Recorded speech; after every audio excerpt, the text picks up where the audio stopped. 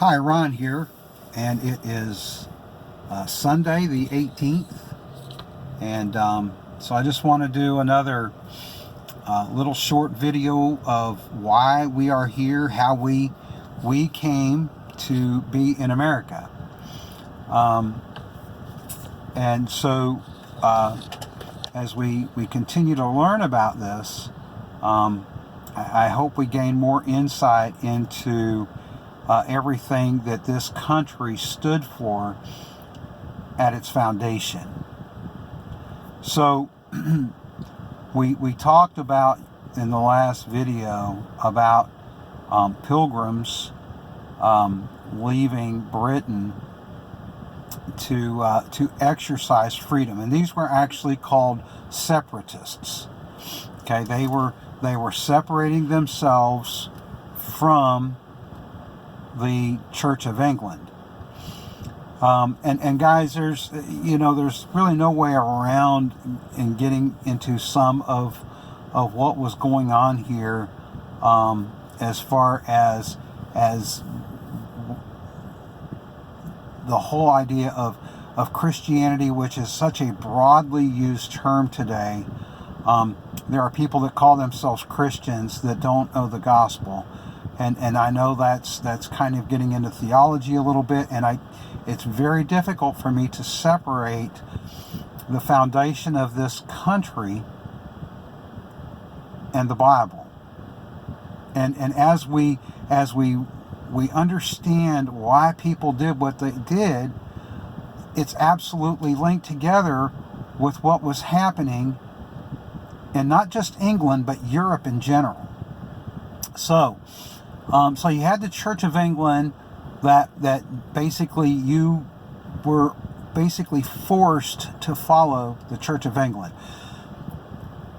10 years prior to the landing at Plymouth Rock in 1620, there were a great group of separatists who actually went to Holland because freedom of religion was recognized in Holland. The problem in Holland was they could not find means of supporting themselves. There just wasn't enough work. There wasn't enough to go around, if you will, for these people to support themselves. And that is part of the reason why they took that very dangerous voyage across the Atlantic Ocean, risking everything they had. I think we need to really put this into the understanding in the context of what these early pilgrims did. They left everything they had, everything they knew, and sometimes including family members behind, for the sole purpose of finding freedom of religion. They wanted to be able to worship the way they saw fit. And that was their now listen, there were entrepreneurs amongst these people. Not everything. Listen, guys, there's always ulterior motives in absolutely everything that's done. There always is. We could never say something is 100% of everything, because nobody does everything. Well, it's 100% for this reason. Well, no, not necessarily. But I can tell you that the majority of the people that came over here, came over here seeking freedom to worship God. That was their purpose. Yes, you had entrepreneurs. Yes, you even had those who were explorers and adventurers, and they came here simply because it was a new place. Okay? So as these people came over here, the one thing they decided they needed was some form of rule of law or government. And here's what they knew. They knew that what was in England was unfair. It didn't work right. It didn't work the way it was supposed to. And so these men decided to come up with what they called the Mayflower Compact. In fact, they didn't call it that. That's just what it was called later on. That was the name that was given to them, was the Mayflower Compact.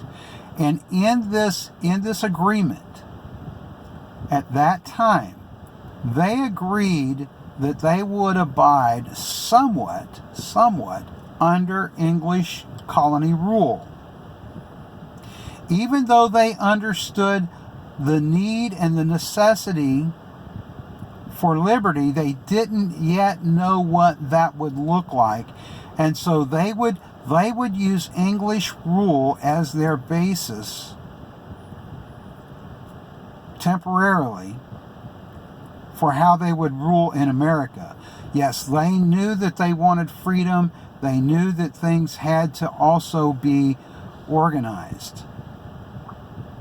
And so that was the first document. It's very, very important that we understand this first document, guys, because this was the very first step in our written documents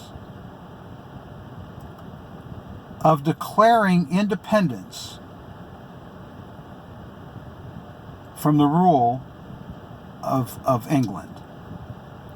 This was the very first step.